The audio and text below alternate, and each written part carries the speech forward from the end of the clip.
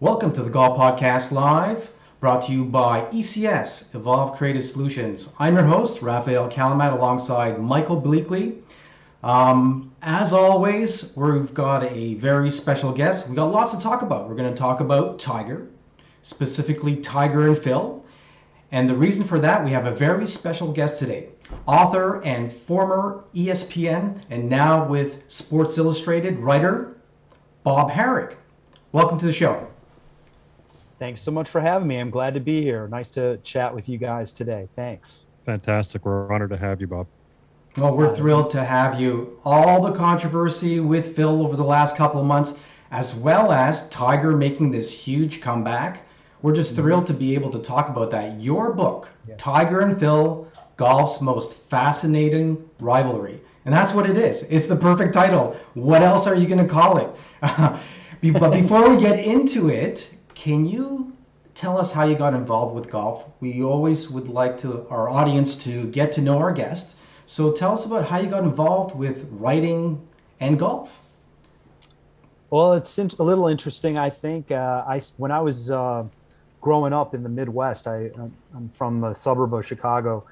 A friend of mine started caddying at a local country club, and I knew nothing about golf. I was about 12 years old. And I decided that sounded like something that would be kind of neat. And I ended up caddying basically for 10 years, all the way through college. I would do it in the summers, and when I'd come home from school, it's how I got exposed to golf. It's how I learned golf. It's how I started playing. And my journalism career, I never thought would intersect with golf. I kind of thought that I would be a baseball writer, football, college football, basketball, whatever. And actually I did a lot of those things too along the way, but it's sort of golf was there and it became something to do as in addition to those other things. And then it evolved into doing nothing but. So I was sort of a natural. I think you have to really, really like golf to want to cover it. It would sort of, I think most people who go into sports writing, they're pretty adept at the major sports, baseball, basketball. They could probably adjust and do any of them. But it's harder to do a specialty sport like golf, tennis, auto racing.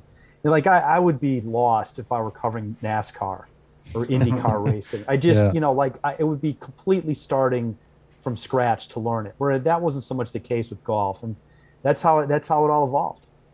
Interesting. And tell us a little bit about your own game. We would like to find out what level of golf our guests can play, your handicap and home club right now, if you're a member anywhere.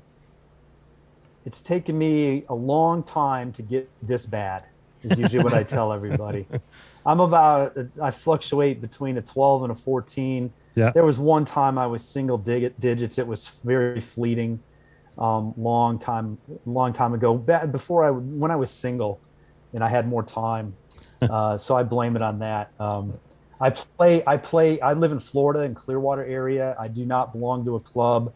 I play where I can find a game. I have a quota game I join a bunch of guys with when I'm around. I just can show up. I don't have to call anybody. It's kind of cool.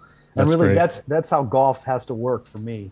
Yeah. It's obviously the time constraints. I can get out there and we whip around in under 4 hours. That's as sort of golf should be, but as golf often is not. Yeah, no, definitely. Slow play it's got its own problems. That's a whole other topic we won't get into today. But I'd love to chat with you about that sometime, and we'll come up with all the answers. Well, if you're just tuning in, we're with Bob Harig, who wrote the book, Tiger and Phil. It's out today. You could get it at on Amazon would be one of the major places that you could get it. It's called Tiger and Phil, Golf's Most Fascinating Rivalries. Going through this book, it brought back so many memories. And what I find fascinating about this book is how all the stories intertwine with all the other things that were going around in golf around Tiger and Phil. And then there's the unique stories within the stories. And what got you to write this book? I mean, what really got you going? I know you've covered golf for a very long time. Tell us what inspired you to write this specific book. Well, after Tiger won the 2019 Masters, I was sort of inspired to write a book, maybe just about him. I kind of got the sense that look, this is an incredible achievement at the end of his career, and it would be nice to sort of highlight that. And then I got to thinking, well, look, we're kind of towards the end of Phil's career. And then it dawned on me that nobody had really done anything on the two of them together. And, a biography is another, huge project to tackle. And there have been a lot of those done on Tiger. And so I didn't see the point in doing that. And, obviously, and Phil's, there's one coming out on Phil that Alan Shipnuck did. His is coming out a little bit after mine, about a month later. Yeah. A biography on Phil. Mine is more about their interaction, the way their careers intersected. Yes, there's personal stuff in there. There's family stuff. There's things that happen in their lives. I kind of go back to the beginning, but I try to always relate it back to the other guy. In other words, when Phil was winning everything as a junior player, what was Tiger doing? Well, Tiger was probably 10, 12 years old, and Phil was 16, 17 and about to go to college and win everything. And when they turned pro, Phil had the head start, but yet Tiger passed him. And they actually, even though the numbers are skewed well in favor of Tiger, they did cross paths a lot in the big tournaments. They just didn't play together enough. That's probably the thing that's the most disappointing. They did not have the head-to-head matchups that I think that we would have loved to have seen over all those years. I think it's pretty fascinating that you start off with Oakland Hills. Yes. You're talking about the 2004 Ryder Cup and how controversial that was. I remember that clearly as it was yesterday. And reading that first chapter, it just brought me right back to that place. You have a very special way of painting a picture, and it takes a lot of talent to write in that way, to be able to understand and get the feel for those days at the Ryder Cup. And what really caught my attention was Hal Sutton, and not knowing what happened to him in 2006, and him getting emotional and talking about the fact that he left the game because of all the criticism that came with being a Ryder Cup captain. Now, ideally, I think he made the right choice. It would make sense to pair Tiger and Phil to create some momentum within the game. But there were equipment changes, there were ball changes. Tiger and Phil didn't hang out or practice together. And if I could read a small excerpt from the book, it was fascinating when I read, speaking of Sutton now, he was vilified and he felt the sting. During the interview more than 16 years later, the disappointment was clear in his voice. Emotional, Sutton said, the criticism was so severe it caused him to leave the game. Sutton, who won 14 times and went 7-5-4 in 4 Ryder Cup appearances, never played a regular event on the PGA Tour after his first tournament in 2006. So that just, it blew my mind. We all remember him during the Players Tournament and doing that famous line, "Be the right club today." and it just kind of blew my mind, because being in the golf business as an instructor and as a coach for 23 years now, you feel attached to all the games and the stories, and walking inside the ropes for so many Canadian Opens or the 2007 President's Cup. You feel attached to the players. Tell us about how that came about, starting off with Oakland Hills and that experience. I just thought that epitomized the tension in their relationship. And after the introduction, I felt it was important to get to the reason there was a book, that, there was a rivalry. It's not apparent, it's nuanced, but at that time, they were just not of the same mind. And it was going to be very, very difficult for them to collaborate. And to your point, going in, there was a lot of excitement about them being paired. It's only with time and being in hindsight that we've come to the conclusion it was a bad idea. Certainly it was a bad idea that day afterward. They both got beat. But going in, there was a lot of excitement about it. I mean, people had sort of been looking forward to the idea that they might be paired together sometime. And, it's a great idea if it works. Yeah. It's a bad idea if it doesn't. This is sort of the Ryder Cup. You're a great captain if you win. You're a bad captain if you lose. And it's really not that simple. Sutton, in retrospect, he probably should have thought through some of these things that I had the gift of time to be able to sort out. I talked to a lot of people who said they just didn't look compatible. They had, Steve Williams didn't think it was a great idea. Tiger's caddy at the time, their body language suggests it wasn't a great idea. And as I wrote in there, that was an interesting year in their careers. Phil finally won the Masters that year. He contended in the other three. Phil really could have won 2 or 3 majors in 2004. He was that close. Tiger had a rare off year. He was going through swing changes. He didn't contend in any major that year, won only one tournament. And now, he's maybe a little antsy. He's like, okay, this guy has finally figured it out. I've been drumming him for years, and now he's figured it out. I'm having an off year, but now I'm supposed to be buddies with him and help him out. Yeah. It just wasn't going to work, And certainly, though, even with that, when you're playing better ball, the first format, 4-ball, they could have just done their own thing and still won. And yet they didn't really play that bad. They combined for 5 birdies.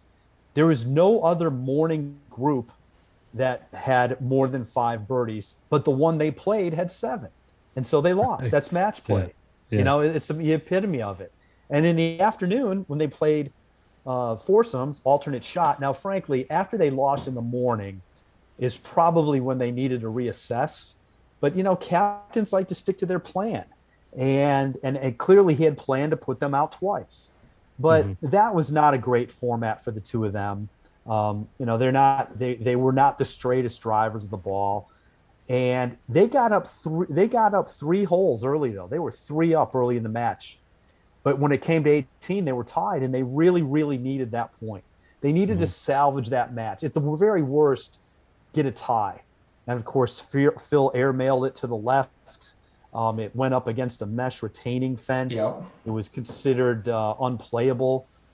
Tiger had to take a drop. And they lost the last hole to a bogey. Yeah. Yeah. And so it was just deflating on all. And when the problem with putting somebody out like that together is the opponent really has nothing to lose. You're supposed to lose. That's true. But if you win, it's a huge takedown. It was a huge momentum for the Europeans. And so anyway, I just felt that was a good launching point to show, hey, you know what? This kind of epitomizes their, the angst that there was between them for a good number of years.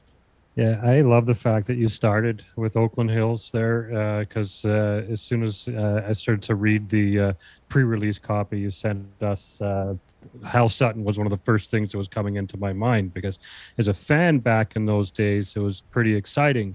You think, oh, great, they're going to play together. They're the best players currently. We don't see them play a lot together in tournaments, so yeah, great. But obviously, it was quickly deflated. And as you said in your book, Curtis Strange, it was a good reminder, actually, that Curtis Strange contemplated it for a minute and quickly discarded it. And it was another reminder that as they entered the first tee box, one was on the left, one was on the right. They never, gelled together. And yeah, it epitomizes that timing in golf. They were kind of at war with each other, if you will. Like had you put Tiger and Phil together now, obviously they're older. It wouldn't happen in a Ryder Cup, but you guarantee they would be together. They'd be laughing. There'd be some camaraderie. It would be a completely different turnout. So yeah, that I look forward to getting through the rest of the book. I haven't finished all of it, but you started off great with one of the hot button, situations at the time. And it's a shame that we've lost Hal, because he was a great player. I miss him, out there. But thoughts on Phil as of late? Because I know you took a break after Tiger's accident, and a lot of things happened while you're working on this book, and now Phil's made some big comments and kind of gone dark. So what are your thoughts on Phil's comments and the growth of the Live Golf with Norman, and where do you see that going? Yeah, I needed more time. Actually, I needed time for a couple more chapters, because they've both added to the story since this book was completed, basically at the end of last year, early January at the latest, there's a big lead time when you're writing a book. And, let's be honest, what's happened with Phil is shocking. I mean, the reigning PGA champion didn't play in the Masters, three-time Masters winner, a place that if he had everything going, he could win still, even at 51. And now we still don't even know about the PGA. It's a few weeks away. We don't even know if he's going to play. The announcement was supposed to come out today by 4 o'clock, I think. So I think right now, as we're talking, this information might be going out there.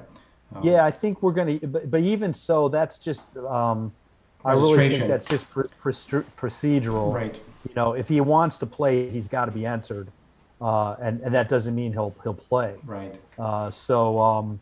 But in any case, I find it to be remarkable still, and we really don't know what's going to happen. Going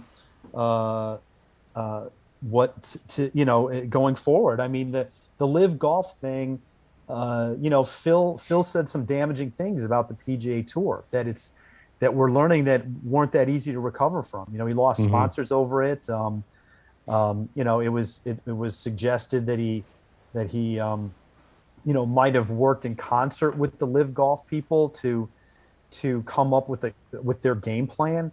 Right. It's one thing to maybe do something different. It's another to sort of work against the entity that you've been part of for 30 plus years. That said, it's all words. I mean, is he allowed to recover? Is there a way back? Is he even going to play with the live golf events, or is he going to try to come back to the tour? Live golf is not a league at the moment. It won't be this year or next year. They're just going to stage a series of events. That doesn't mean that a guy couldn't maybe go play a couple of them and still be a PGA Tour member. But it's still very clouded with Phil at the moment. Well, absolutely. I mean, circling back to your book and what's going on with live golf as well, but some really great chapters. A few that stood out to me were Turning Pro, Hello World. It was the Masters, Kiowa, and Tension. There's some really cool chapters there about Tiger and Phil. And again, this could have been 2 books easily. You could split this up and do a full Tiger, but putting them together is brilliant. And again, you have a wonderful way of comparing how different Tiger and Phil really are throughout their career, not only in age, but in personality and in upbringing and their accomplishments. In the SoCal chapter, you talk about the confidence, and that's one thing they both had in common from a very young age. And one of those examples was when Tiger went out to play in Vegas, and he met up with Art Sellinger, right? And he hit a shot. He asked Tiger to go and hit a shot on the 15th hole, and he wound up and hit a 400-yard drive with a persimmon wood and a steel shaft. I don't know if a lot of people, I don't know this story. For whatever reason, I lost it. And he hit his drive 405 yards. And then he went on to say that was the best drive he ever hit in his life, because I guess he felt embarrassed, or he felt like he was in the spotlight. So that's a great little story. Where did that come from? Yeah, well, actually, I spoke to Stephen Hoblin, the executive director of the American Junior Golf Association, and that story came to mind for him. And basically what it was, the long drive guy, Sellinger, would hit shots from a certain hole as the players came through. And Tiger knew he was there and was sort of itching to get there to see how he'd stand up. And, he just sort of came out of his shoes on one. And look, I think there was some hard pan involved, hard fairway, the ball hits and rolls and rolls. Yeah. And, Sellinger, he doesn't want to get beat by a kid. Yeah. Credit to him for stepping up and doing what he had to do, because he could have flailed one anywhere too. I mean, those guys don't always hit them in play. So, it just kind of shows how talented Tiger was, like the impact he had even at a young age. When he was a junior player, he was a name. People knew who he was. When he was in college, spectators don't really go to college golf tournaments, but there might be 1,000 people there watching him play sometimes. Certainly at those U.S. amateurs, which are kind of sparse. They're 10, 12,000 at Pumpkin Ridge when he's winning that third one. I mean, he was just obviously going all the way back has been a remarkable presence in golf. Yeah, absolutely. I mean, 3 amateurs. Mickelson just was on fire as a junior as well. You document a lot of the side games he had and side bets and how confident he was throughout his junior career. Let me ask you, you've followed the game quite a bit. You've been inside the ropes. What were your favorite moments, either following Tiger or Phil? Yeah, it's a great question. There's a lot of them. I mean, recency bias being what it is, it's hard to top what both of them did in their last major wins. Definitely. Frankly, I think Phil's PGA has been has even before this latest stuff that's gone on was underplayed. It was just an incredible achievement to win the PGA Championship at age 50. He just, he beat a record that was 53 years old, accomplished by someone who was 48 at the time, Julius Boros. And no offense to Boros, I mean, one of the guys he beat at that 1968 PGA was Arnold Palmer. Right. But the fields weren't as deep. There's just no way. I mean, Phil was playing the last round with Brooks Koepka. Brooks Koepka, who's the major killer. He's won 4 majors, and so it was a remarkable achievement, and it's hard to look past that. It's a great one. Obviously, Tiger's 2019 Masters win was just incredible. Yeah. Given what he had been through, I mean, the 2008 U.S. Open was remarkable too. Yes, that's right. Those were a couple of the highlights. But I did a whole chapter on Doral in 2005, which I happened to be at also, and was incredible drama that day.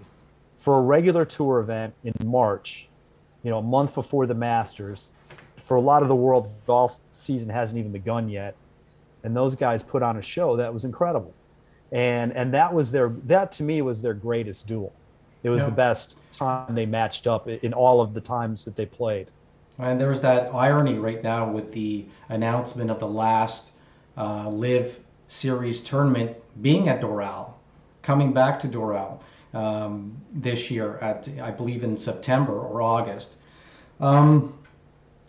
There's so much to ask you. We're running slow on time. If you're just tuning in, we're with Bob Harig. He's the writer of the book Tiger and Phil, Golf's Most Fascinating Rivalry.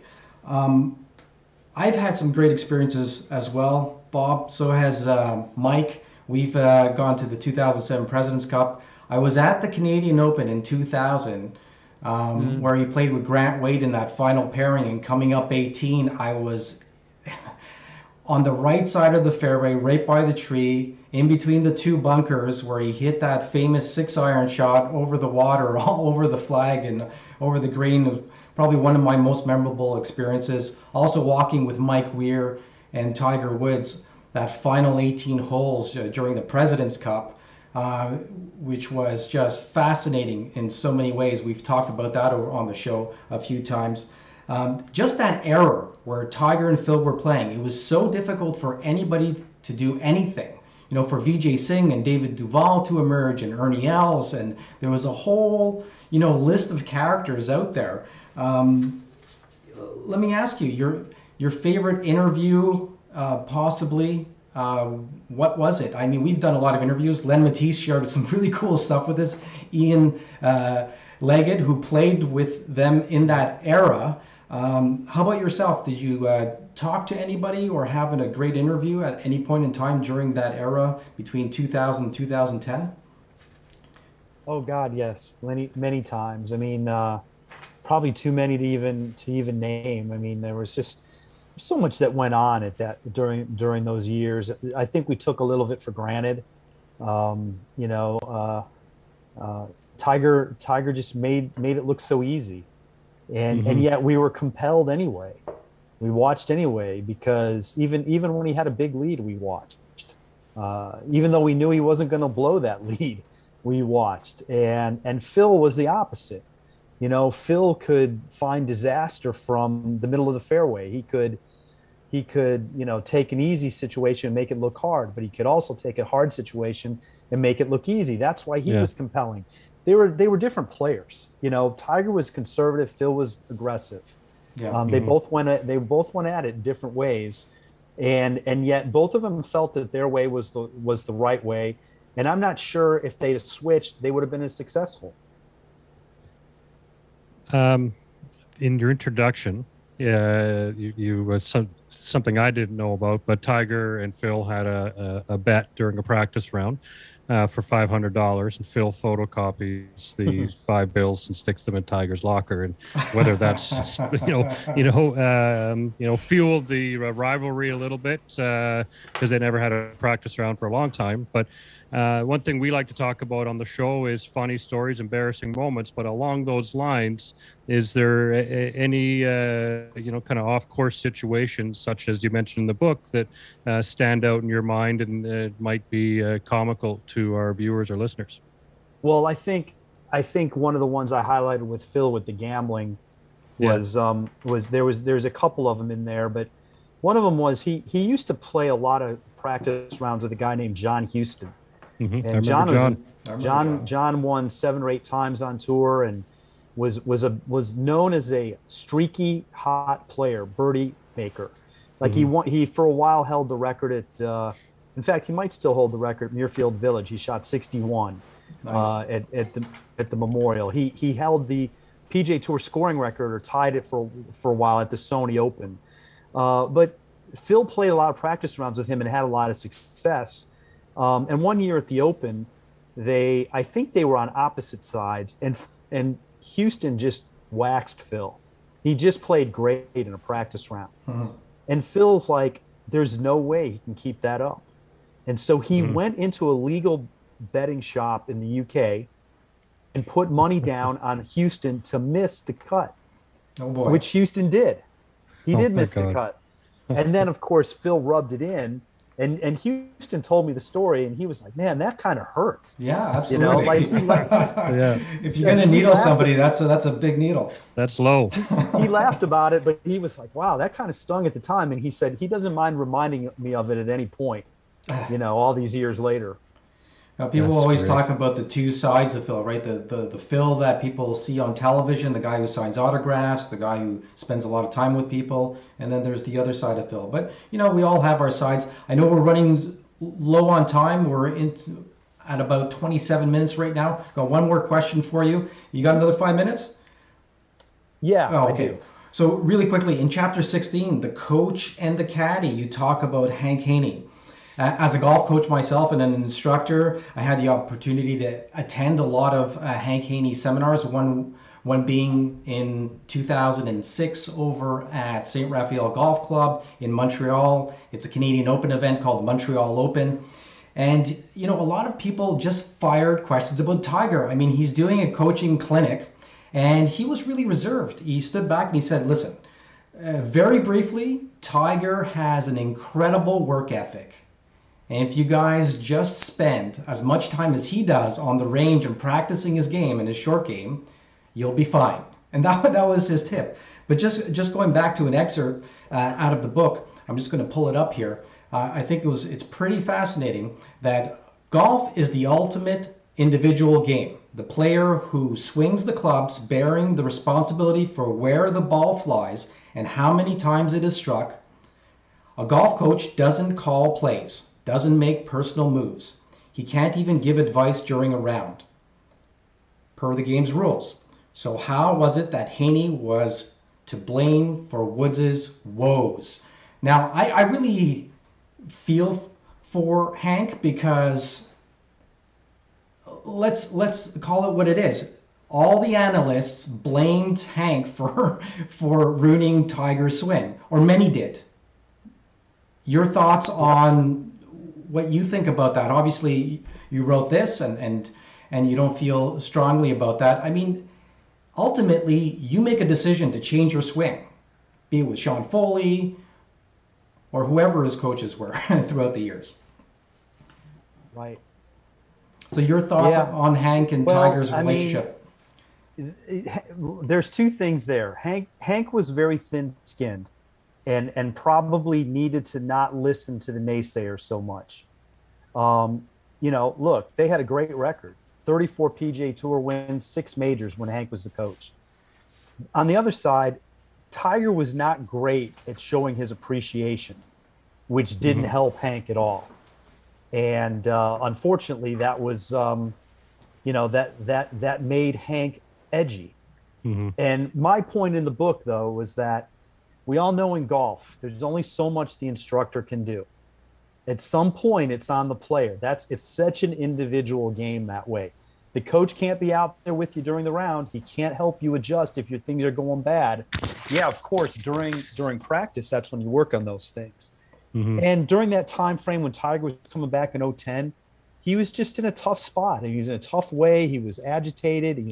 The world was looking at him. He had been embarrassed over the whole scandal, and he's wanting things too fast. And Hank probably doesn't have all the answers right away. Frankly, it was remarkable that Tiger finished 4th at that Masters in 2010. Right. He wasn't able to build on it. He actually regressed, and they parted ways, a couple of months later, actually less than that. And then they moved on. But it was really a fascinating time with Hank. He gets a lot of grief, but I just look at the record. I don't know enough about the golf swing. The record was incredible. Yeah. Yeah, no, that's true. We're running low on time, Bob. Okay. We'll let you go. I appreciate it, guys. I really appreciate you taking the time for us, and everyone. Please go out and buy Tiger and Phil, because it is a great read. Bob, one fast question: other than your book you just released, what is your favorite read? Tell our viewers, the must read. Hey, you know what? There's a book that beat mine out by 13 years. Jack and Arnie, golf's greatest rivalry. Okay. By Ian O'Connor, a friend of mine. Right. He just wrote a book about Coach K. Really, really good on Jack and Arnie. I highly recommend it. It still works all these years later. It's really good. Beauty. Once again, thanks a lot. And Yes, for those sir. of you watching and listening, remember, even Jim Nance said it. Every golf enthusiast will want to dive into this one. Absolutely. Thanks, guys. Take Thanks, care. Bob. All right, Yeah, well, take care. All right. Well, that was pretty fascinating. That was great. Yeah, you know what? There's so much to unpack here. I wish we could have had him on here for longer, but his book is being released today. And obviously, He's a popular guy. He's a popular guy. He's on, as many of you know, he was with ESPN for years and made the transition recently to Sports Illustrated. He worked as a golf analyst, probably walked inside the ropes more than most people in journalism. And so it's fascinating to get his take on it. Super busy. The book's being released today, Mike. Right? Yeah, a day early. And if you search Bob Harig, just that, nothing else, you'll see his book all over the internet. Him and Elon Musk are single-handedly blowing up the internet today. We're going to do our very best, Mike, to get our audience a copy of a book. Maybe we're going to do a giveaway. We're going to talk to the publicist and his manager. We'll see if we can get a book and do a little giveaway, maybe a signed copy as well. If not, well, we'll do something. We'll figure it out. We'll buy a copy and do a giveaway. Watch for it on social media. We'll let you know what the rules are, and we definitely want to give one away. Really quickly, Mike, the article he wrote this morning, I forgot to mention, on Sports Illustrated, was pretty fascinating. It talked about LIV Golf, talked about the tournaments that are happening. Again, no mention of any players. There's supposedly 15 players out of the top 100 golfers in the world playing in the first event, which is in June. Played at that club just outside of London called Centurion, right? Yeah. Something like that. And it's going to be fascinating. They also announced that they'll be playing their final match at Doral, and there's 70 registered players. It's only a 48-man field. It's going to be interesting to see how this materializes. We know Lee Westwood has spoken up, Kevin Na. Some of the, like I said before, I think the 40-somethings are going to be all over this, like the Adam Scotts of the world, because it's their chance to really cash in. And Greg Norman is hoping that the plentiful cash is going to draw in some of the bigger players. So, and it may work, may just work, right? Like, you got to think a lot of the players in the middle of the pack are sharpening their game right now and going to consider it, even if they go out and play the 2 or 3 events that allows them to keep their membership, but still moonlight a little bit. It's a hard thing to pass up, at that point of your career. It's easy for the Rorys, the Koepkas who are in their prime and they're hunting down majors. It's easy for them to say that they're not going to play, but that might be a different tune next year or the following year. So it's controversy is always fun for fans to watch, and we've got a lot of it here. Look at Greg Norman talking about playing the Open. Like, come on, give your head a shake, Greg. This is it's got to be a publicity stunt. Well, it certainly feels that way. Even if he wants to make a comeback, he wants to use that platform, obviously, to do some advertisement for the Live Golf Tour and start talking to players, being within that inner circle inside the locker room at the Open. I know he's won twice out there, but I think you need to have won the Open within 10 years, and you need to be no older than 60, him pushing 67 right now, I think. Although Tom Watson did get an exemption at 65. So there's precedent. And he almost won, right? He was a putt away from making a big difference there. Everybody hates Stuart Sink because of that. Good for Stuart, great guy. Yeah. It's like everybody would have wanted to see Tom Watson win it, obviously. Yeah. Yeah, no, that was a hard one. I was pulling for Tom, but again, I've always liked Stuart, so it's great to see him pull it off. But I wish it was played out differently. Hey, Mike. We've got some Phil and Tiger stories for our audience too, I think. Back in 2007, you and I enjoyed that. We talk about that almost on a weekly basis. However, there's many days in the week, many small experiences that we had. Specifically, I remember in the practice round on Tuesday on number 16, because being an assistant professional at Royal Montreal, I knew that course really well. And so we were on I believe the 15th green.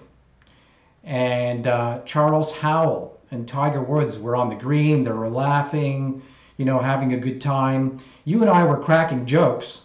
And I remember both Charles Howell and Tiger Woods looked over at us because they thought we were laughing at them, but we were just cracking up over a few other things. And then you and I had to both turn around and walk away because they were looking right at us when we were just below the green. So that was awkward, but fun. I've got pictures of Nicholas giving me stink eye, on my camera. It seemed like I was like 2 feet away from him. He's looking at me like, get the F away from me. Yeah.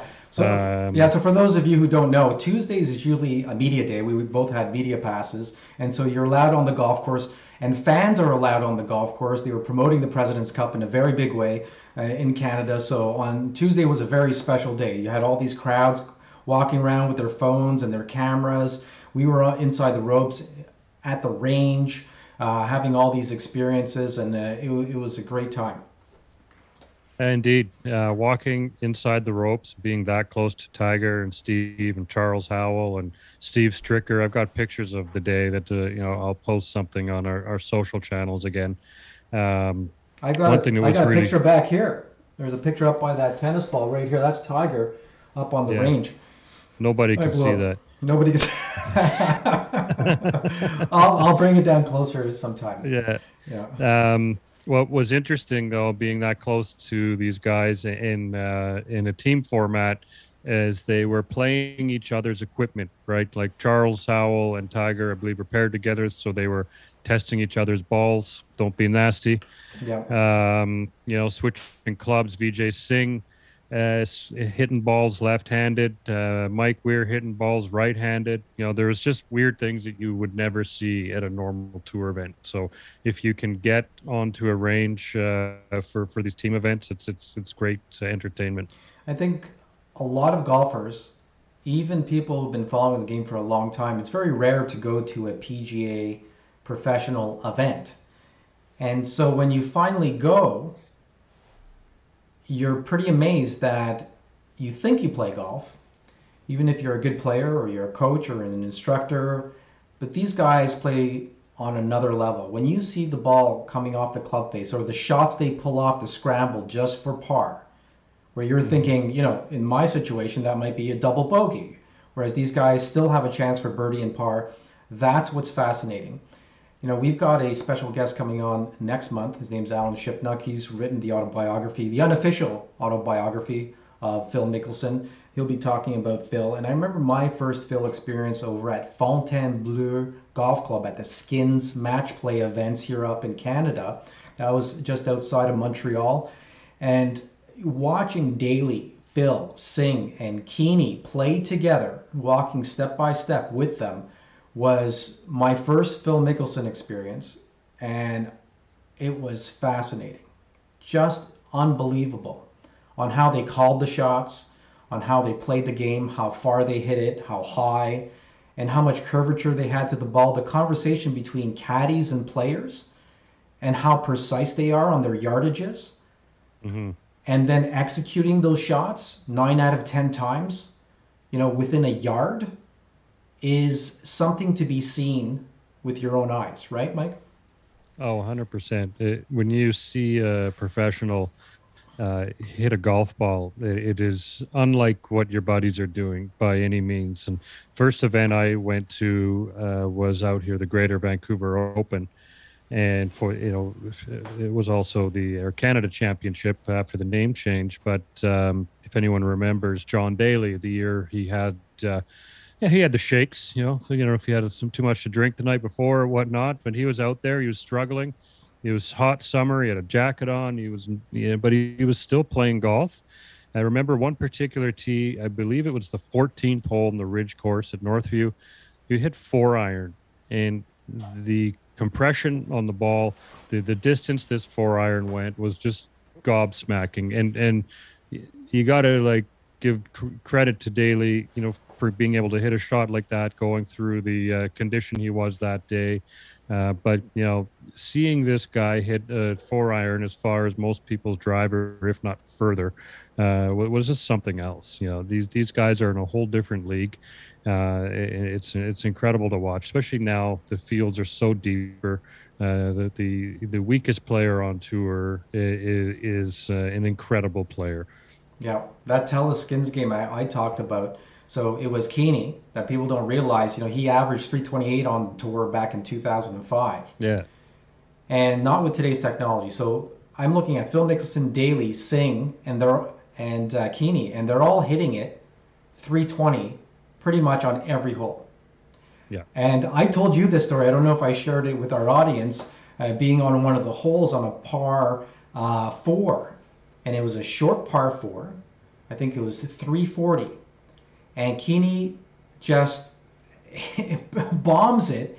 It flies the green into the forest. And I remember them all looking at each other. You got that yardage right? And they're all talking to each other. And remember, this is a live television event where they stop for commercials, chat, and then they cue them up to keep on going, right? So it was a really interesting and a unique style of an event. But, just flying the green on a par 4 is not something that you see, right? No, it's definitely, it's rare. A Skins game are great to watch because it's a jovial, 4 or 5 players usually, and they're having a good time. You get to see a different perspective of the players. They're having fun. It's not as serious as a tour event, and all 4 of them are on the same hole. Unlike a tour event where it takes a couple events to know how to view one properly. Yes. Some people go to an event for the first time and they're like, they don't know where to sit. They don't know how to get around the property. There's a lot of ground to cover. But we're talking 300-400 acres from the time you park your car to when you get down there. And if you forget something in your car, well, good luck, because a lot of the parking's not close by. You'd have to go back. You want to have your wallet, possibly a backpack with you. You're spending the day. It's 300 to 400 acres of land that you need to walk around. Get yourself a map. A lot of these tournaments have headsets where you could follow the coverage on PGA Tour Live. You got to plan where the stands are, where to stand. I would suggest make sure you stand at a tee behind the players, at least for a hole or two. Then get into the stands if you want to rest and watch the shots come in. and see how close the ball comes into the shots. Because Yeah. wandering around the golf course, a lot of the time you won't catch the good. You won't see anything. You won't feel it, right? You need to get there and get close to feel the action and what the players are going through. And yes, you're right. The tee box, go sit down by a green in the stands, plant yourself there, get your food, and just chill and let the groups come to you. And then what I like to do, and I did at the President's Cup, was, I watched Mike and Tiger on a hole, then we would skate up ahead a couple holes and then watch the players pass us and wait for that marquee group to come through again. That way you can get a prime position on the hole. And not just the tee, go out and catch them in the fairway somewhere. So figure out where they may land their approach shots, and you might get lucky and they hit it right on top of you, and you get a bird's eye view. So yeah, there's a lot of downtime, right, Mike? There's a lot of, if you don't have the pairings with you, you don't know who's coming up. Yeah. Right. So you're on the golf course wondering what's going on. It's not like they have, unless you have an audio feed, because you could get an audio feed and walk around with an audio feed. But a lot of times that costs. So it's an extra $30-$40 to have the headset with you and have the live feed. But with today's technology and phones and everything else, you could actually be listening to PGA Tour Live or ESPN Plus on your own device. Because when we were going to events from, like, let's say, from '99 to 2007, you couldn't do these things with a phone. Things were a little bit different. There's also great food at some of these events. The Career Builder, it's the last time I was down in the desert where we watched the event. It was great. They had good barbecue and whatnot. And they always have TVs in a lot of these areas, so you can go inside, cool off, get some food, recuperate, and then go back out and sit in your spot. You can even go sitting under a tree, like the TPC courses. They're well laid out for fans. You can just go get your spot under the tree in the shade and then just watch it all happen. Get your binoculars. Don't be ashamed to bring out your rangefinder. Yeah, because you want to get close-ups and see certain things, because the popular groups have a few thousand people following them on the bigger events. And there's a multitude of different events that are going on during these tournaments now. So there might be a concert in the evening. There might be some sort of press conference that's available to the general public that can be seen from a certain area. The putting, chipping areas are exciting to watch because you can watch them work on their short game, and you see the social aspect of their agents, their personal trainers, their psychologists, their club reps, all walking around talking to them. So you could actually catch the conversations. Those stands and those roped off areas are very close. Yeah. I mean, unlike other sports where you could be sitting up in the grandstands, you really are at an arm's length reach from these guys, and you get autographs or even talk to them. You'd be surprised. They're very personable, a lot of them, really. Like go buy a flag from the gift shop and get some autographs. The flags come with the You'll regret it. You'll regret it if you don't, because it doesn't happen often. No, it doesn't. I got to chat to quite a few players at the last event I was at.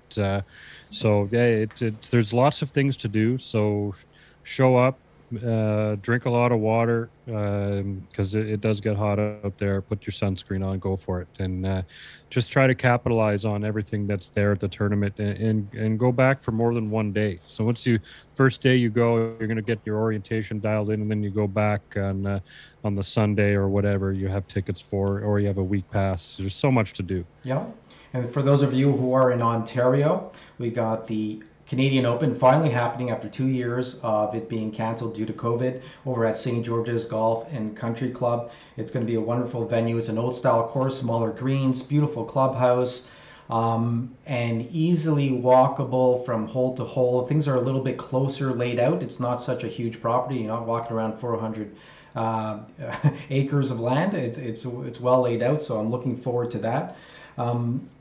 A little information before we switch to another topic about the RBC Canadian Open that most people don't know about. There's a reason why it's not on the West Coast currently, and will probably be a long time until we have one back here again, is that the tournament loses money every time it's on the West Coast. The RBC will not allow the event to happen over here. For those of you who wonder why we don't see the Open here, that is it. It comes down to RBC. So, well, you know what? It's really interesting, Mike, because now the game has grown so much over COVID. There's a whole new, group of people that are playing the game, from beginners and corporate and hospitality. I wouldn't be surprised if they do make a long-term plan to come back out onto the West Coast, because it seems that they've gone out there every 5 years or so. Some wonderful golf on the West Coast in Canada. We hope so out here, because there's a lot of golf fans. They typically been doing it at Shaughnessy, which may not have the space that they want. I know some of the players were not so happy with their performance there. The course can play very tough. The rough is deep and thick, and obviously we would love to have it happen over here. And so the RBC can figure out a way to make it profitable for them to in Golf Canada to have it over here. We are ready to receive it. Oh, absolutely. If you're not following us yet, please subscribe. Hit that notification bell on YouTube. We are on several platforms. Mike, can you ring a few platforms off at the top of your head? Yeah, it'd be really great if you guys could follow us. It certainly helps a lot and gives you an idea of when we're on again. Yeah, any of these platforms, follow, share. We'd appreciate it. We will be releasing some contests soon here. We're in talks with a golf supplier. I won't mention any names at the moment, but we're going to have some cool swag and equipment to give away. Check us out on Spotify, Anchor, Apple Podcasts. You just even simply Google search us. You'll find us. We're also on Stitcher, Deezer, wherever you get your podcast. We are there, and we're constantly expanding to other platforms as we grow. And please hit us subscribe on our YouTube channel, because that one's a hard one to build numbers up. It's a slow grow. I mean, we're doing thousands of listens on our audio podcast, but it's always hard to grow on YouTube. Mike, we never even covered what happened this weekend. Just really quickly, NASA. The Japanese player, wins on the LPGA over at the LA Implant Open. Formerly Brooke Henderson was the winner at that event. And then on the Champions Tour, we had Perel on the Champions Tour win, which is pretty great. It was a playoff between Alker and Saunders. They both dumped their ball in the water on their playoff hole. I did see that. And then he went on to make par and win, getting his fourth win at 56 years of age on that Senior Champions Tour. And the PGA Tour? Yeah, Patty Ice and Xander Schauffele pull it off. I got to be honest, I didn't watch a lot of it. I caught some of it. We had a beautiful weather weekend out here in Vancouver, and I took advantage of being outside. But again, right, the unique format in New Orleans. Getting them ready for President's Cup, right? Yeah, 100%, right. And I think, based on its schedule in the previous couple of weeks and after the Masters, there's a bit of a doldrum in golf, so may not have got the best viewership, but it was still a fun format. Always good to see these guys make a bunch of birdies and whatnot. But congrats to them. Yeah, LA is pretty incredible. That's a beautiful golf course right in the middle of LA, right? That's a really nice place where the girls play. We've got NASA Hataoka, who was, I believe, the 2017 Rookie of the Year, and she's now a fourth ranked player. Of course, Xander Schauffele, great to see. Mr. Gold and Mr. Ice coming together. They're calling a team Ice Gold. So kind of tacky, but that's what they're calling it, and it's great. Patrick, obviously, a wonderful player coming through, and then of course Perel. The Club Corp Classic looks like a fun event. They had all those celebrities that came in as well. So you got Marty Fish, a former tennis star, playing there. I think he won the event. And then Romo got more coverage than the whole event put together. Yeah. Every time I looked at it on TV, it was Romo. So I thought it was the Romo field. Yeah. And I'm fascinated with everybody becoming so fit and tall, and all these players. You got a player who's 5'5", Scott Burrell, winning on the Champions Tour. It just blows my mind. He's got so much game, right? He gets the ball around. And then over on the DP World Tour, Arizabal won. Quite the player as well. We had our own Aaron Cockrell, who actually finished, I believe it was T3. He was so close coming to the last few holes. It was nice to see the only Canadian on the DP World Tour do so well. So congratulations to him. And I'll tell you what I was disappointed about this weekend, Mike. Here I am watching that European Tour event, watching Cockrell. He's got 3 holes left and he has a chance to win the event. Guess what happens? 3 holes left to play with one of the largest live golf events on the planet, if not the largest, stroke play event on the planet. And Golf Channel drops the DP World Tour, tells people they could go on .com to watch the rest. If you're in Canada, good luck, because you won't be able to connect unless you have a membership or pay. And they go right into commercials and Zurich talk. It wasn't even right into the Zurich event. But hey, just a little disappointing. I know there's commitments, right? They have, and there's things that go on. Yeah, I know that it would be great if that could be addressed, or the online portals were not geo-based. Even you can't even get a subscription for some of the broadcasts. So, but the fact that we're moving that way, we've got Golf Pass, Golf TV, we have a lot of things coming. So over the next few years, we're probably going to see more. And like, look at Live Golf, they don't have a TV deal yet. So who are they going to sign with? Or is it going to be something unique that, like Netflix, who's taking a bit of a beating in the stock market lately? Maybe they're going to try to expand their horizons and get into some sports coverage. So imagine live coverage on Netflix. That's really interesting. That would be something else, because that's sort of what they're missing in their portfolio. Is live is the only reason cable and satellite TV is around.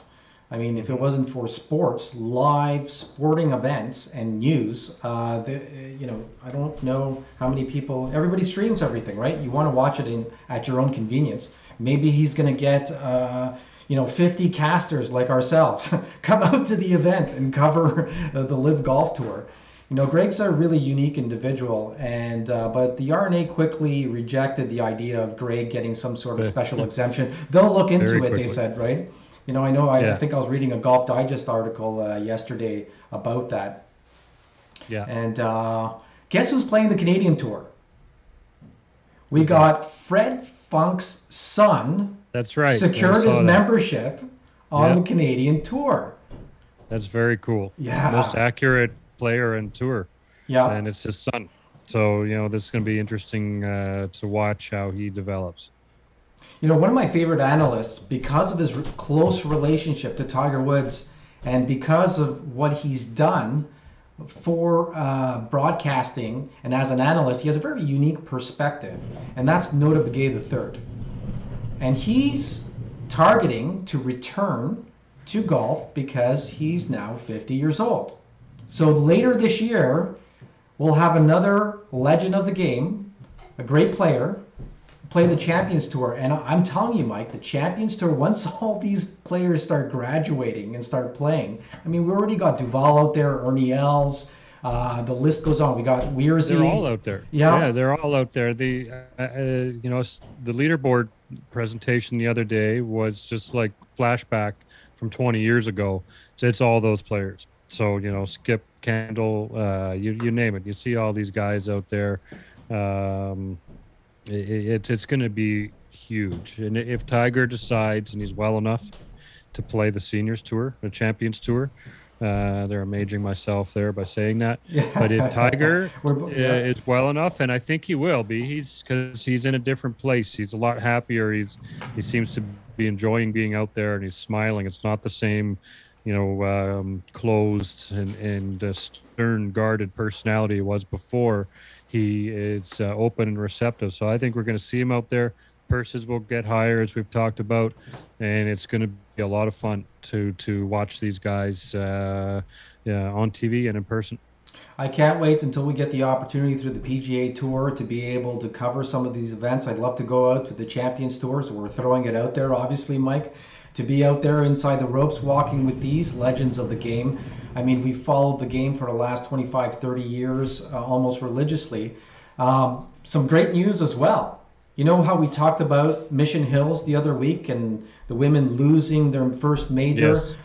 We've got the PGA Champions Tour returning to the Coachella Valley, and now they're going to be playing at an event called the Gallery Classic. It'll be added on to the regular schedule, and they're playing at Mission Hills Golf and Country Club. So that's great. Boom! That's incredible. That is ridiculously amazing. So one of these seniors, whoever wins, they got to jump into the water. That's that. They might break their leg, you know, maybe they're going to get a ramp and get a wheelchair to go into. They'll cautiously crawl down a ladder into the water. You know, we're able to make those jokes because we're like reaching that age right now where I've got pains and things going on in my body I never had before. Be it the tendonitis I have in my left arm right now. Trying to explain that to a student while I'm teaching is tough because I can't simulate the swing all that great. I'm getting treatment. Hopefully I'll be back working on my chipping and putting quite a bit. And I guess one of the other subjects, just to circle around, Mike, is the President's Cup. The President's Cup is gearing up to be something really special in North Carolina. And the players have not been announced. However, all the assistant captains have been named, right? We got our boy Mike Weir, Weirsy, assistant captain, Jeff Ogilvie, KJ Choi, and Camilo Villegas. That was interesting, right? Yeah, that's a surprise announcement too. You think he's a bit young, but he's had some issues that have kept him away from the game. So sure, I mean, I guess do we count him as a veteran now? It's possible. Right? He's sort of like an entry-level veteran. I don't know how old he is right now.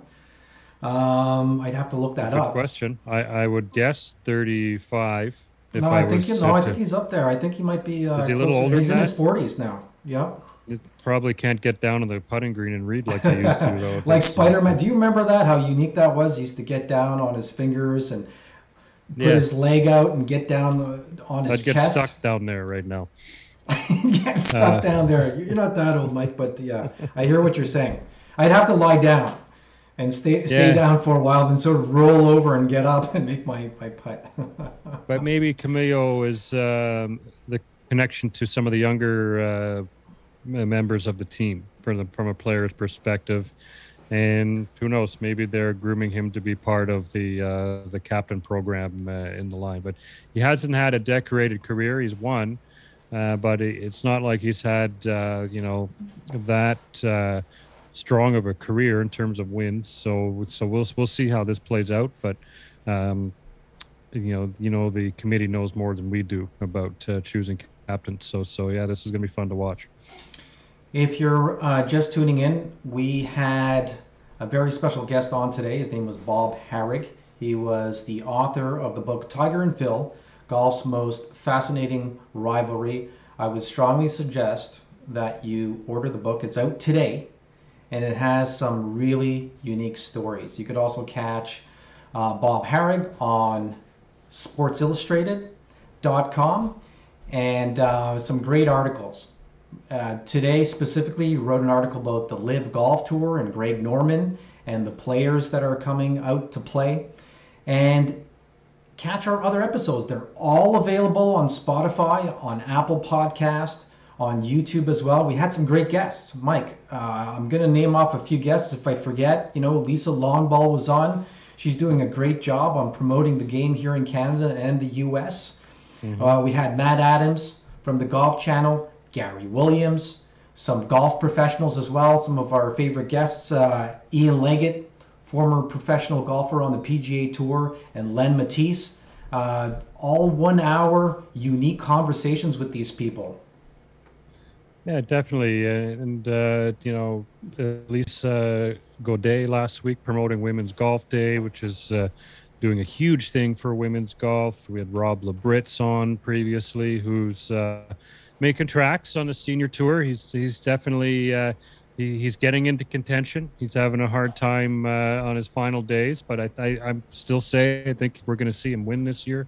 So let's stay on Rob. attention. Let's stay on Rob for a second here, Mike. Sure. Rob, wow, he was tied for third after the first day at the club course. Yeah. And I think he bogeyed the last hole, and that's happened consistently over the last 5 or 6 tournaments where he kind of finishes off the round with a bogey or a double bogey on one of the holes, and sort of you kind of lose that momentum and that confidence as you go through. Obviously, he's a fantastic player. He's proved over and beyond that he deserves to be out there.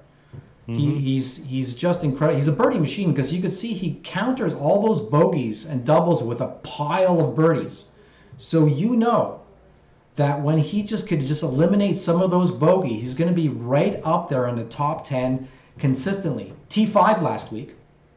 Yeah, no, he is. We're going to see something out of him. And those late hole bogeys, that's something he'll get by. It's probably just something mental. His nerves get on there, and it's hard. Weird things happen when you get a little bit nervous. And you got to remember that he's been a club pro for 30 years. Yeah. But however, he's got a ton of tournament experience and a ton of wins under his belt on different tours and events. And so it's just a matter of time. He's only played about 7 or 8 events. So give him a little bit more time to get comfortable out there. We're going to see a win from him. Go Rob. I'm just fascinated. You and I both know a ton of club professionals. I've been in the biz for about 23 years on and off, met hundreds of club professionals, played on an assistant's club tour. And it's fascinating that you get so preoccupied with the job as a so-called director of golf. I mean, if you're an assistant or a head professional, you've got so many other responsibilities, and keeping up your game is really hard. It's really difficult. And so that's why I've got so much respect for a guy who's worked so hard on his game and kept it up and always managed to play really good in sectionals and regionals and nationals on the PGA club level, then making it into 8, qualifying to 8 PGA majors. And that's just fascinating. Yeah, no, it is because you have to put your time in to get to that level. And Rob's obviously got a great gig at Glen Arbor Golf Club. And, people have seen Glen Arbor Golf Club online. There's a tiny little hole in the middle of the water. They got a floating green out there it's like the size of 2 cars. And every once in a while it floats around online. What would you hit to this green is the typical post. But, the Glen Arbor Golf Club takes great care of him. They're loving the fact that their director of golf is having so much success on the Champions Tour. Remember, he was the medalist of the qualifying event. That's and right. That on itself is almost tougher to win than one of the tour events. Oh, absolutely. Just think about the grind of having to get to the finals and then just winning the thing is fantastic. Like, these guys aren't making a tremendous amount of money by any means. I mean, but No. you are guaranteed a purse on the Champions Tour. I mean, if you finish last, that's why there's a limited field. Up to about 80 players, depending on the event. You're making $1,000 in last place. Like, your cost to go to an event are close to $5,000 on a very small budget. You're traveling across the country. You got a hotel, food. You got your trainers, your caddy, an unlimited amount of expenses. Now, you do have sponsorship. I think the sponsorship goes a long way. But if you're not a name player, right? If you're not one of the so-called legends of the game, because this is really what this tour was made for, is for retired, accomplished players to have somewhere to play and for their fan base to continue following them. And the PGA Tour has done a tremendous job promoting this Champions Tour, and it's lasted for so many years. It's hard for these guys. Yeah. Oh, it is. But that, guaranteed pay will help some of the guys that are struggling to continue their card. And you $1,000 in last place. So if you could win a couple $1,000 or 10 grand for middle or lower pack finish, that just helps you get to the next week. Eat, sleep somewhere. Yeah. It's the basics, right? So obviously the top tier players, doesn't matter. They're all at the Four Seasons.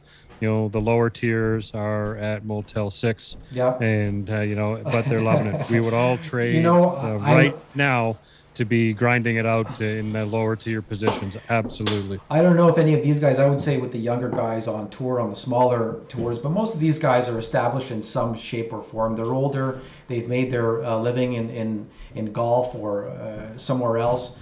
Look at Victor Hoblin.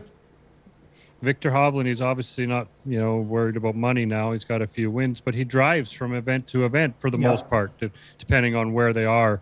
He just hops in the car and drives. And I think I would do the same too, just to avoid the flying process. And if it's a few hours, you get some solitude in between tour stops. Well, Tim Petrovic is a great example of somebody who, for years, took his family around and traveled from event to event, be it the PGA Tour, now the Champions Tour. He is I think he's still ranked the #1 putter on the Champions Tour. He uses a product called AR Golf. It's a fantastic company that makes custom-made clubs and putters and bags and things of that nature. They have a studio out in Jupiter, Florida.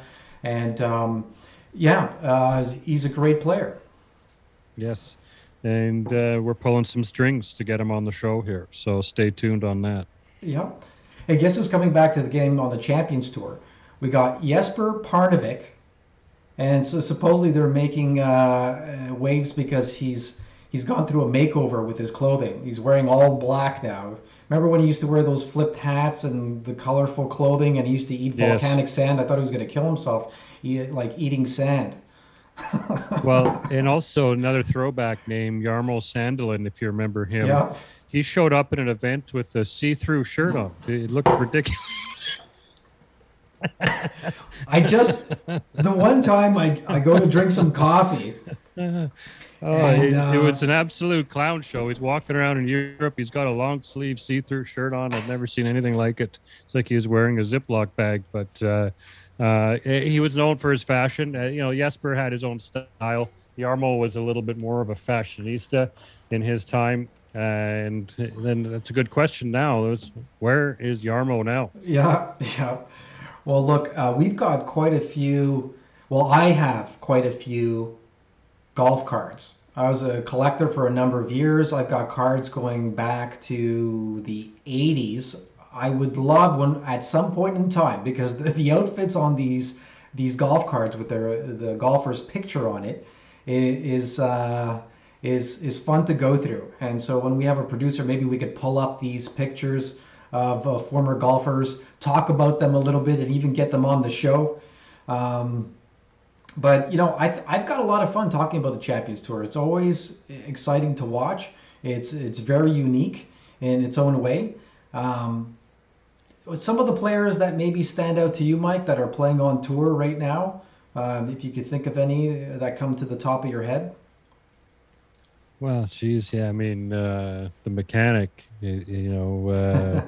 Miguel Angel Jimenez is obviously one of the biggest characters out there. Whether you like him or not, he is a character with a 12-inch cigar in his mouth and wiggling his knees in the range. It looks ridiculous, but you can't knock him. He's the man to beat out there right now. But we got our Stephen Ames, Canadian by marriage, but he's a good guy. I've met him at the gym before. He's a great guy. He's living in Vancouver as of late, restaurateur, and very interesting character. Obviously Mike Weir is out there. We're always in support of him, and it's fun to see him healthy and playing golf again. And the Bernhard, will this guy ever quit? Who knows? He's just he's relevant out there. Most weeks he's in the mix. Well, there's Lee Jansen, there's David Duval, there's Montgomery. Great to see. He's never won in the U.S. It just blows my mind. All those years on the PGA Tour, and he was like 8 times Order of Merit winner on the European Yeah, Tour. he couldn't get it done on the PGA Tour, but he Yep. did win a senior Yes. major. So he got that, but that's still, I'm sure that one is regretful to him by not picking up a PGA Tour win. He's so, deserved it. He did take a bit of a beating from the crowds in the United States, and Yep. I give Monty credit. He stuck up to them, and there's quite a few times he was cursing back at the crowds, and that's just sort of poured gas in the fire. Yep. Was that a factor in him winning or not winning? I don't know, but it's a shame that he couldn't have picked up a win over here Well, that in North America. yeah, that reminds me of a lot of events, even over at Brookline. Just everybody just sort of yelling. Crowds on the East Coast and the U.S. Northeast Coast are a little bit more boisterous than maybe on the West Coast or down south, or in Europe for that matter. But it's always exciting. So growing up watching these guys, and this is why we talk about them so much. It's nice to see them continue playing. Hmm. Even with the newer players or the players that didn't play all that much on the PGA Tour or played on the lesser tours, never had a chance, and they finally make it. If you look at the playoff, I look at Stephen Alker and Scott Perel and Gene Sowers. It's great to see those type of players make it out there. Um, Alker, in the playoff this week, won a couple of weeks back, and recently switched to a startup golf company called New Level. And the same week he won his tour event, My Golf Spy released their iron study, which ranked New Level Golf as the hottest irons, which are about $850 for a set of irons, Oh, yeah. which is unheard of. And then a few days later, Alker cards a win and contends, nearly won this last week. So there's something to be said maybe about these New Level Golf equipment. So check it out. yeah, there's a lot of new equipment out there. I'm going to go back to some of the players here just because I love bringing them up. It kind of reminds me of different places we saw them play. Scott Verplank being one of them. He's out there playing as well. I've got a lot of favorite players on the Champions Tour that I'd love to follow. They might not have the same game as they used to, though. But I love the fact that Flasky Entertainment put everything together so that there's actually celebrities out on tour. He's helped the LPGA Tour also to get the celebrity element to it. Annika played a Champions Tour event, under a modified Stableford system this weekend also, Yeah. and I think she finished T3. So Yeah. and she's playing the same tees. Like Romo's hitting it out there when and so was Marty Fish. Right, they were just killing the ball, playing. They're really good golfers. I'm actually pleasantly surprised to see these guys play as well as they do. They definitely, Romo and Fish have decent swings. They can get the ball around, and like you said, Romo was controlling the TV, the other day, and a little bit of Fish on the side, but. Great to see Annika out there and having fun and playing, even though they are in, different events, pro-ams and PNC. Did she play the PNC? I'm confusing it with another event, but it's good to see her out there getting the bug back. So maybe we see a little bit more of Annika in the future. But it makes you think of that one event she played in the PGA Tour, right, back in the day, and she scrapped it out from the same tee boxes as the guys and did pretty good. Yeah, she's an incredible player.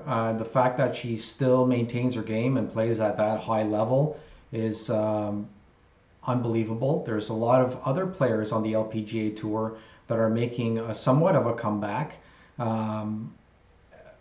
Can't think of any off the top of my head right now, but it's really great to see the women out there and coming back, just like the men like to come back and play. We always talk about Phil, playing at 50 years of age and playing on tour. I think there's going to be an announcement made for who registered for Southern Hills for the PGA Championship, and that's going to be pretty cool. Your thoughts on some of the events that are coming up, be it the majors, the PGA Tour Champions event, and what else do we have going on? Obviously, the British Open and the U.S. the Open. U.S. Open in British or the Open. So there's a lot of major golf coming up, and once that's done, we're right into the playoffs. Yeah. So we are the Masters, like I said before, it's sort of the unofficial kickoff to the season. With the way the majors are laid out right now, we're getting one each month. So yeah, we've got nothing but great golf. With the Memorial coming up, there's great golf tournaments. So the season is in full swing right now, and yeah, looking forward to seeing how all these stories materialize. Like, what's Phil going to do? How's he going to, stick his head back out? And what's going to happen is going to be like whack-a-mole. Like, everyone's pissed off about Phil, but well, the end of the day, he's defending his title, right? It'd be great to see him. Just watching everything in New Orleans, you would think that some of the players like Leishman and Smith and Horschel and Burns, all those guys are in the conversation as well. It's easy to talk about the really great players. It's always great. Everybody always talks about Morikawa or JT or it's just. Well, now it's Scheffler. Yeah, right? it's Scheffler. There's a ton of players in the field. Abraham Answer, right? There's all these guys. Well, you mentioned Victor Hovland. Don't forget Sungjae Im and Rory McIlroy's. I feel like he's right around the corner. He's going to make a big turn this year. Obviously, Sam Burns, I mentioned him because I like him as a player. But Patrick Cantlay, coming off a win, how much confidence does that give you? Oh, 100%. I know that was the unique team event, but still, he just won the FedEx Cup months ago. So, like, Cantlay is a solid player and a little bit streaky sometimes, but when he's on, he is a tough mental component. Like, that battle in the FedEx Cup was unbelievable. I was on the edge of my couch watching that one. So anyone can win any of these things. It's really hard to for me, I like DraftKings, and I find it hard to draft a team. Like in my Masters picks, every one of my players made the cut. The next week at the Heritage, half my players on each card missed the cut. So you just don't know, right? And Leishman, obviously, Lowry. He is on fire right now. He seems to get himself in the mix every time he tees it up lately. So I really, these majors could go any direction. Here I am thinking about what you just said. Xander Schauffele. Is he one of the most underrated players playing the game right now? Obviously, he won gold at the Olympics, but he's got 8 runner-up finishes over in the last 2 or 3 seasons. Recently, last year at the Phoenix Open and Farmers Open, 2nd place. 2020 WGC, Century, Tour Championship, and the CJ Cup, 2nd place. Yeah. Right? And then going further back, people are already forgetting that he finished 2nd at the Masters in 2019. Yeah. Right? To Tiger Woods. Totally. Is he the next best player to not win a major? He's definitely a contender for that spot, which I'm sure he'd love to shake. He's a hell of a player, and he had been in contention in most majors. He's up there. He's in the mix. He's someone to have on your draft, or you pick outright to win, and I think he'll get it done. But again, as we've talked about, and even Bob Harig, says it too. Any analyst will say it. PGA Tour field is deeper than it's ever been. Well, yeah. So you never know who's going to come out of the pack and be hot that week and make it happen.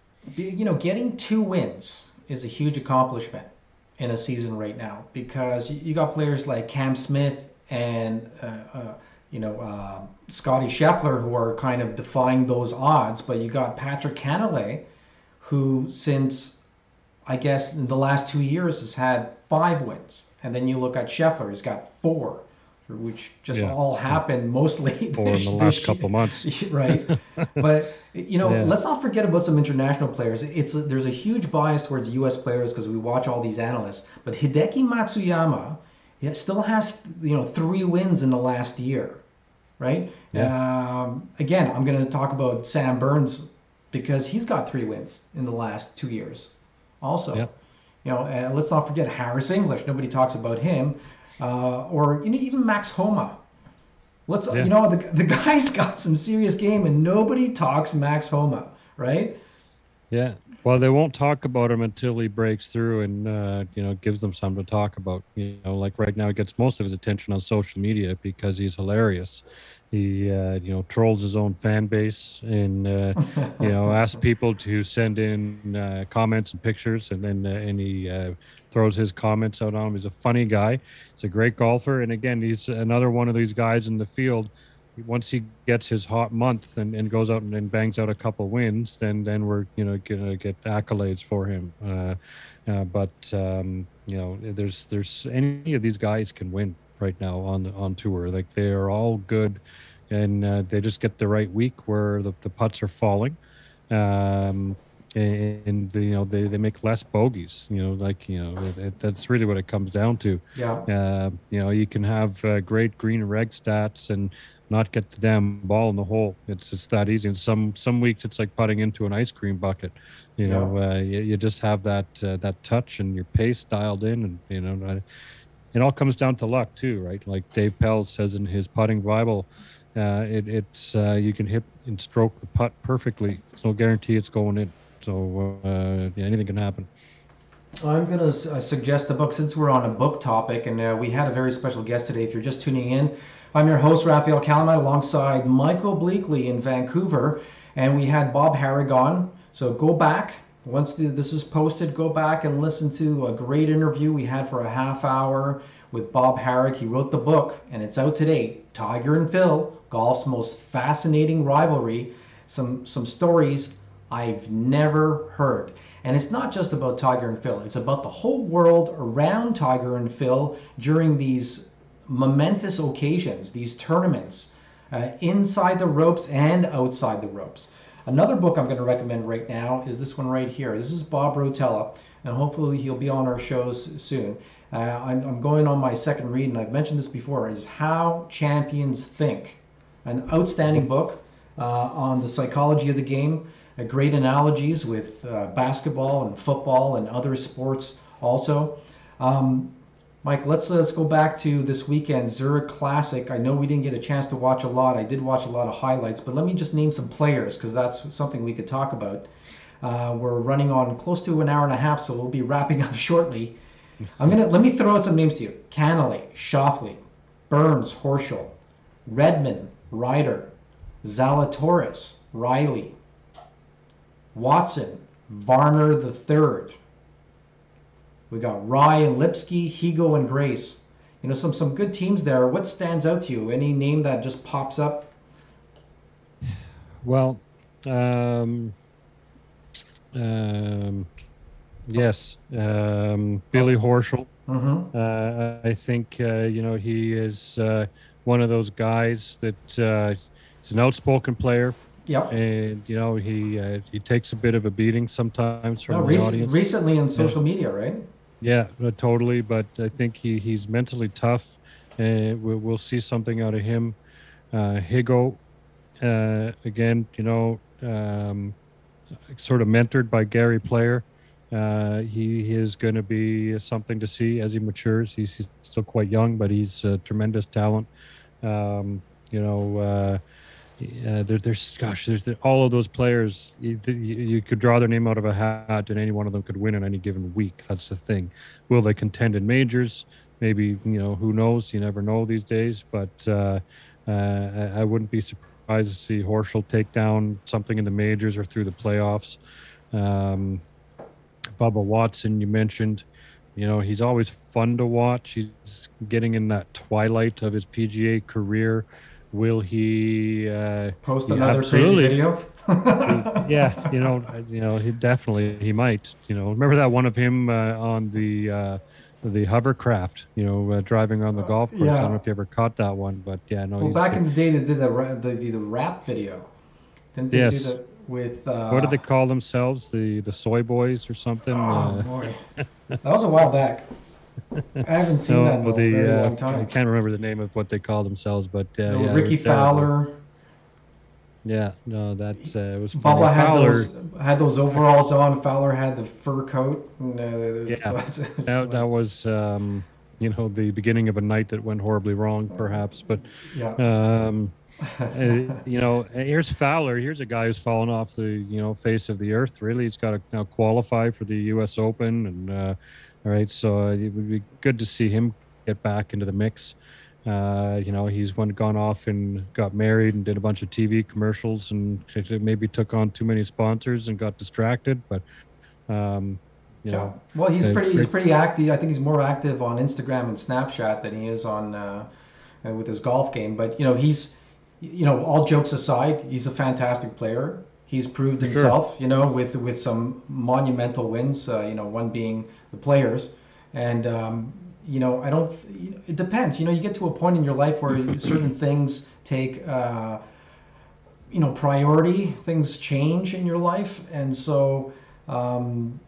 I think, his head's in a different space, right? His swing is really unique too, because, as an instructor and a coach, I could always tell how a golf swing is very unique to a player, and many of these players are, homegrown swings. They don't have coaches and teachers, and he's very flat. So him being a shorter playing with not long arms, and can't generate that same club head speed everyone else does. He's really inside and low and flat. And so Yeah. he comes into the ball much like Harold Varner. See how flat and low he is below his right shoulder, and he comes in steep and inside. But that creates a lot of club head speed. You generate a lot of lag and whip through the impact area, and you see someone like Cameron, who hits the ball, one of the longest hitters on tour. Right? Yeah. Yeah. No, definitely. So yeah, there's a lot of stories in golf right now, and it's just going to get deeper. Let's the live golf or SGL. Let's see how this unfolds, and is Anthony Kim going to come out of the woodwork and go to compete with Greg Norman? Right, like anything can happen right now. So Wow, it's that would be interesting. Greg yeah. should go play the Champions Tour. It'd be great to see him on there. The ratings will go through the Well, roof. that would why not, right? He could, so he should. He might even be relevant. He physically he looks like he's in great shape He's for super fit. 67 years old. I got to think he's still playing golf, so why not, right? And here's the schedule for the Live Tour. We got Centurion Golf Club in London, followed by Pumpkin Ridge in Portland. That's a few weeks later. Each event's a few weeks apart. Trump National Golf Club in Bedminster, which is supposed to hold the PGA this year, but we all know why it's not.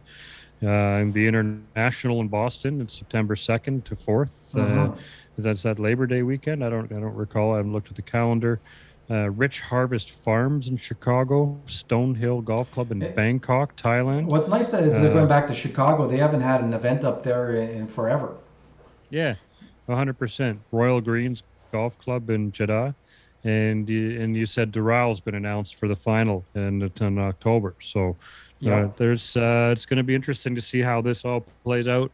Some of these events, a lot of them are actually after the PGA Tour playoffs are finished. So people are going to be looking for more golf other than the Farmers Classic or the Las Vegas events, and which are all great for some of the lesser known players to have their breakthrough wins like Nick Taylor did a few years ago. But this is going to add some fun to the beginning of what's been known as the silly season. Right. Well, Mike, let's wrap things up with maybe Sure. you give me your favorite golf commercial with one of our players that have been watching over the years. I'm thinking of one commercial right now. I've got another one in my head that's coming in. All right, so I'll go. Hopefully, I'm not taking what you're thinking of, but no. if you remember Frank, the head cover, and David Duval and a couple other players break into Tiger's garage, and they take the Frank out of the bag and they end up breaking the window in his car or something like that. I think that's one of those standout commercials that I'll find it and we'll share it on our channels later because that one is a great one. Oh, that's pretty brilliant. You really outdid me. I just thought of something recent, where speaking of Ricky Fowler, where he's lying in a bunker enjoying a Corona, and somebody hits into the bunker, and he sort of it looks like he's lying there on the beach. That's a great show. He's got quite a few commercials, actually, Ricky Fowler. Yeah, that's a good one. Another quick one. I probably mentioned it before, but it's really one of the best. I got to find it and share it too. VJ sings on the treadmill in the gym at a PGA event, and then outside the windows, Tim Herron's eating a hot dog. I think he was spilling mustard on his shirt and stuff, and he just taps on the window, "Go VJ, go!" So yeah. There's some. To be honest, the golf industry, there's a lot of comedic golf commercials out there. So, we should actually make this a regular segment. We ask our guests, their favorite commercials. Yeah, we do favorite commercials, books, movies. There's so much to cover. I want to just thank our audience for sticking with us. If you made it to this part of the podcast, if you're still here, Yeah, share, you're our favorite. If you're still here, mention it in the comments that you're still here, and we'll give you a prize. We don't know what it is, but we'll give you something. Okay, you said it, Mike. So share and subscribe. That's the best way you could help us. You can go to Patreon if you want to support us. Make a donation, and we'll send you something as well. Until next time, I'm Rafael Kalamat for Michael Bleackley. You've been listening to the Golf Podcast Live, brought to you by ECS, Evolve Creative Solutions, your one-stop shop for all your web needs and your marketing. Take care, guys. We'll see you next week. Yeah, keep it in the short grass. Here to quote Brian Hammonds.